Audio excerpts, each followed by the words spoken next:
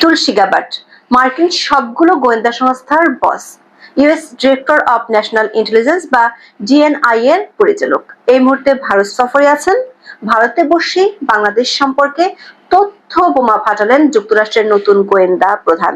অভিযোগ করেছেন বাংলাদেশে ইসলামী চরমপন্থার ভয়াবহ উত্থান ঘটেছে, যা ঠেকাতে ভারতের সঙ্গে একযোগে কাজ করছে ট্রাম্প প্রশাসন।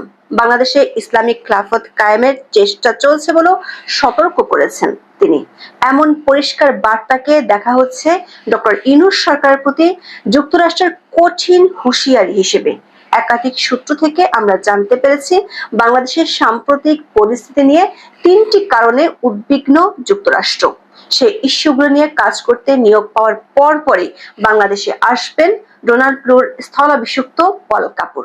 তুলসী Gabbard US director of national intelligence বা ডিএনআই এর পরিচালক হিসেবে দায়িত্ব নেওয়ার পর মিউনিক নিরাপত্তা সম্মেলনে যোগ দিয়ে এবার ভারতে এসেছেন।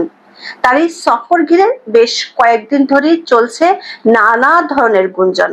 এই সফরে বাংলাদেশ নিয়ে আলোচনা হতে পারে এমন খবর ভারতীয় নয়, বাংলাদেশি গণমাধ্যমেও ছাপা হয়েছে। 16 মার্চ দিল্লিতে পৌঁছানোর পরপরই ভারতের নিরাপত্তা উপদেষ্টা অজিত দোভালের সঙ্গে বৈঠক করেন তিনি। নয়াদিল্লিতে শুরু হয়েছে রায়সিনা ডায়ালগ। সেখানে আমন্ত্রণ জানানো হয়েছে 20 দেশের গোয়েন্দা প্রধান ও নিরাপত্তা উপদেষ্টাদের। তবে সেখানে ডাক পায়নি বাংলাদেশ ও পাকিস্তান, কিন্তু সে বৈঠকে আলোচনা হয়েছে পাকিস্তান ও বাংলাদেশ ইস্যুতে। 17 মার্চ তুলসী গ্যাবার্ডের সাথে বৈঠক হয়েছে ভারতের প্রতিরক্ষা মন্ত্রী রাজনাথ সিং এর। ভারতের একাধিক সংবাদ মাধ্যমগুলো বলছে রাজনাথ সিং এবং দোভালের সঙ্গে তুলসী গ্যাবার্ডের বৈঠকে অন্যান্য বিষয়ের পাশাপাশি এসেছে বাংলাদেশ প্রসঙ্গ। এরই মধ্যে ভারতের দুটি সংবাদ মাধ্যমকে দেওয়া সাক্ষাৎকারে বাংলাদেশের বর্তমান পরিস্থিতি নিয়ে ট্রাম্প প্রশাসনের কড়া অবস্থান তুলে ধরেছেন তুলসী গ্যাবার্ড। এর মধ্যে এনডিটিভিকে দেওয়া সাক্ষাৎকারে সবচেয়ে কড়া ভাষায় কথা বলেন তিনি। এনডিটিভির বিষ্ণু সোম তুলসী গ্যাবার্ডকে প্রশ্ন করেন, বাংলাদেশের রাজনৈতিক পট পরিবর্তন হয়েছে, সেখানে সহিংসতা দেখা গেছে, সংখ্যালঘুদের উপর নির্যাতনের তথ্য আসছে। আমেরিকা কি এ ব্যাপারে উদ্বিগ্ন? সেখানে শুধু রাজনৈতিক নয়, সব ধরনের পরিস্থিতি নিয়ে আমেরিকা কি উদ্বিগ্ন? উত্তরে যুক্তরাষ্ট্রের গোয়েন্দা প্রধান বলেন, হিন্দু, বৌদ্ধ, খ্রিস্টান ও অন্যান্য ধর্মীয় সংখ্যালঘুদের উপর দীর্ঘদিন ধরে খুব বাজেভাবে নিপীড়ন, হত্যা ও নির্যাতন হচ্ছে।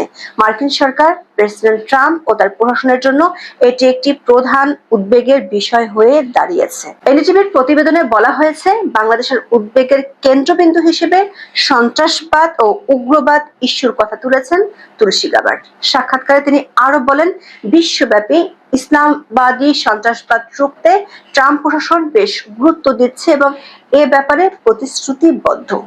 বাংলাদেশে ইসলামী চরমপন্থা এবং সন্ত্রাসের উত্থান নিয়ে ডক্টর ইউনূসের সরকারের সঙ্গে আলোচনা চলছে বলেও জানান তুলসী গ্যাবার্ড। তিনি বলেন, প্রেসিডেন্ট ট্রাম্পের নতুন মন্ত্রিসভা এবং বাংলাদেশ সরকারের মধ্যে আলোচনা সবেমাত্র শুরু হয়েছে, তবে এটি এখনো প্রধান উদ্বেগের একটি বিষয়।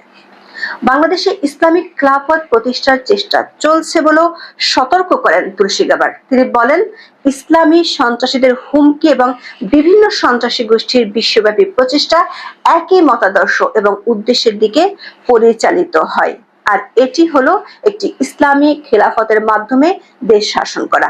এমন মতাদর্শ স্পষ্টতই অন্য যে কোনো ধর্মের মানুষকে প্রভাবিত করে এবং চরমপন্থীরা সন্ত্রাস এবং অত্যন্ত সহিংস উপায়ে খেলাফত বাস্তবায়ন করতে চায়। দিল্লির একাধিক সূত্র বলছে, তুলসী মার্কিন প্রেসিডেন্ট ডোনাল্ড ট্রাম্পের অত্যন্ত আস্থাভাজন। সামরিক কর্মকর্তা থেকে গোয়েন্দা প্রধান হিসেবে নিয়োগ পান গত মাসে। প্রধানমন্ত্রী নরেন্দ্র মোদীর আমেরিকা সফরের দিন মোদী ছিলেন তার প্রথম বিদেশি অতিথি। ভারত সফরে তিনি মূলত ট্রাম্পের বক্তব্য কিংবা দক্ষিণ এশিয়া সম্পর্কে ট্রাম্প প্রশাসনের নীতি কি হবে সেটি তুলে ধরতে এসেছেন। ট্রাম্প প্রশাসনের দক্ষিণ এশীয় নীতি সম্পর্কে এনডিটিভিকে তুলসী গ্যাবার্ড জানান, ডোনাল্ড ট্রাম্প উগ্র ইসলামী সন্ত্রাসবাদ চিহ্নিত এবং পরাজিত করতে দৃঢ় প্রতিজ্ঞ।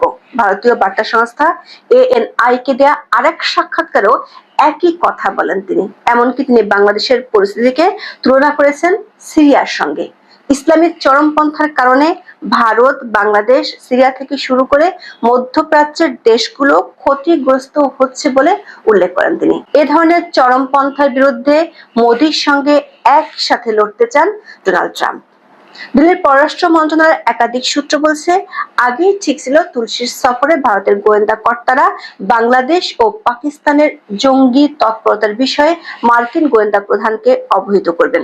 একাধিক সূত্র থেকে আমরা জানতে পেরেছি, তুলসী গ্যাবার্ডের সাথে বৈঠকে বাংলাদেশ নিয়ে 3টি ইস্যুতে আলোচনা হয়েছে। প্রথম ইস্যুটি হলো বাংলাদেশের জঙ্গি ও ধর্মীয় উগ্রবাদী ইস্যু। দ্বিতীয় ইস্যুটি হলো এই উগ্রবাদীদের সাথে আন্তর্জাতিক জঙ্গি গোষ্ঠী ও বিশেষ কিছু দেশের সাথে যোগাযোগ, এবং সবশেষ ইস্যুটি হলো ধর্মীয় সংখ্যালঘুদের নির্যাতন। বাংলাদেশে গত জুলাই-আগস্টে জেল ভেঙে নিষিদ্ধ ঘোষিত জঙ্গিদের পালিয়ে যাওয়া, সাম্প্রতিক সময়ে নিষিদ্ধ সংগঠন ঘোষণা দিয়ে রাজধানীর বুকে মিছিল করা, নারীদের উপর হামলা চালিয়ে উগ্রবাদীদের প্রকাশ্যে ঘুরে বেড়ানোর বিষয়গুলো নিয়ে বৈঠকে আলোচনা হয়েছে। দিল্লির সূত্রগুলো বলছে, ইতিমধ্যে ঢাকার মার্কিন দূতাবাস থেকেও তুলসী গ্যাবার্ড প্রতিবেদন সংগ্রহ করেছেন। সেখানে বলা হয়েছে, 7 মার্চ ফর খেলাফত কর্মসূচি পালনের আগে ঘোষণা দিয়ে দেশবাসীকে জানিয়েছিল বাংলাদেশের নিষিদ্ধ সন্ত্রাসী সংগঠন হিজবুত তাহরির, কিন্তু আগে থেকে বাংলাদেশের অন্তর্বর্তী সরকারের পক্ষ থেকে কোনো ব্যবস্থা নেওয়া হয়নি।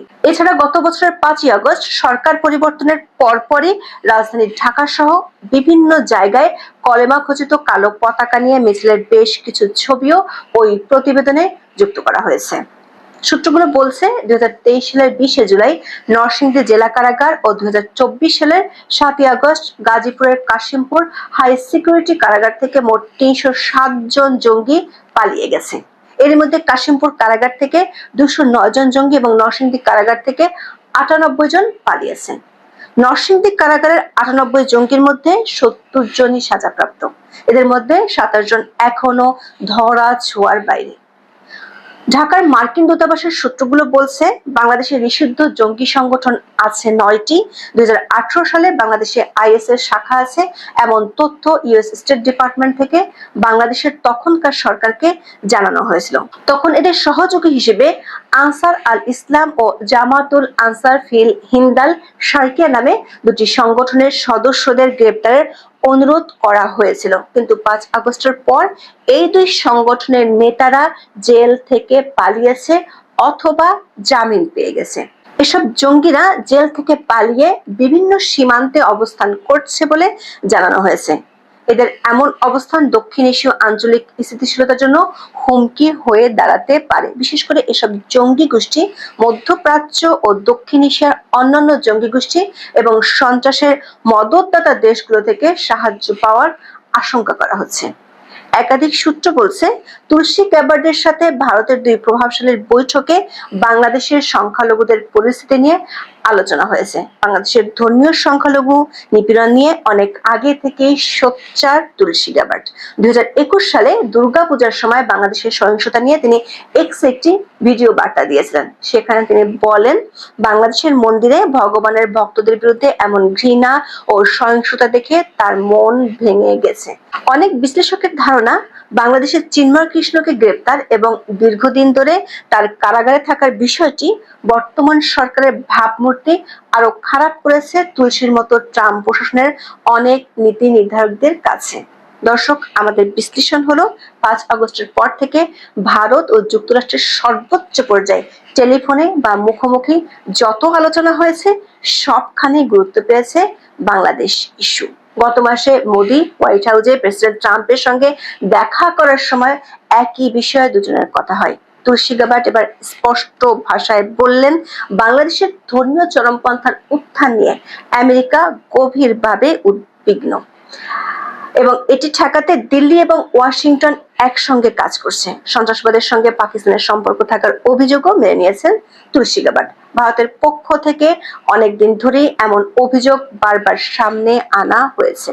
ফেব্রুয়ারিতে ভারতীয় সেনাপ্রধান জেনারেল উপেন্দ্র দ্বিবেদী বলেন, তিনি ভারতের সীমান্তবর্তী বাংলাদেশ এলাকায় বিশেষ করে শিলিগুড়ি করিডোরের কাছে আইএসআই কর্মকর্তাদের উপস্থিতি নিয়ে উদ্বিগ্ন। একই ধরনের অভিযোগ তিনি তুলেছেন মার্চেও। দর্শক, যুক্তরাষ্ট্রের প্রেসিডেন্ট হিসেবে দায়িত্ব নেওয়ার আগে গত 31শে অক্টোবর ডোনাল্ড ট্রাম্পও বাংলাদেশের ধর্মীয় সংখ্যালঘু নির্যাতনের অভিযোগ তুলে এক্স বার্তা দিয়েছিলেন। এবার মুখ খুললেন ট্রাম্পের বিশ্বস্ত তুলসী। ডক্টর ইউনূস সরকারের সময় বাংলাদেশ খেলাফত রাষ্ট্রের দিকে ধাবিত হচ্ছে বলে অভিযোগ তুলেছেন তারা। আন্তর্জাতিক পর্যায়ে বিশেষ করে দক্ষিণ এশিয়াতে সন্ত্রাসবাদের প্রসার কমাতে গোয়েন্দা তথ্য আদান প্রদানে একে অপরকে সাহায্য করতে একমত হয়েছে নয়াদিল্লি এবং ওয়াশিংটন। এখন দেখার বিষয় তুলসী গাবার্ডের এমন মন্তব্যের পর বাংলাদেশের অন্তর্বর্তী সরকারের প্রতিক্রিয়া কি হয়। ভারতীয় সংবাদ মাধ্যমগুলোর খবরে বলা হয়েছে, তুলসী গাবার্ডের সাথে ভারতের প্রধানমন্ত্রী নরেন্দ্র মোদীর বৈঠক হবে, সেখানে মূল করণীয়গুলো চূড়ান্ত হবে। এসব অ্যাসাইনমেন্ট বাস্তবায়ন করবেন পল কাপুর। যুক্তরাষ্ট্রের দক্ষিণ ও মধ্য এশিয়া বিষয়ক নতুন সহকারী পররাষ্ট্রমন্ত্রী হতে যাচ্ছেন ভারতীয় বংশোদ্ভূত পল কাপুর। এর আগে এই পদে ছিলেন ডোনাল্ড লু। এই পল কাপুরও আবার ভারতীয় বংশোদ্ভূত এবং পাকিস্তান বিরোধী বলে পরিচিত। আজ এ পর্যন্ত। সবাই ভালো থাকুন, সুস্থ থাকুন, নিরাপদে থাকুন। দেখা হবে আগামী পর্বে।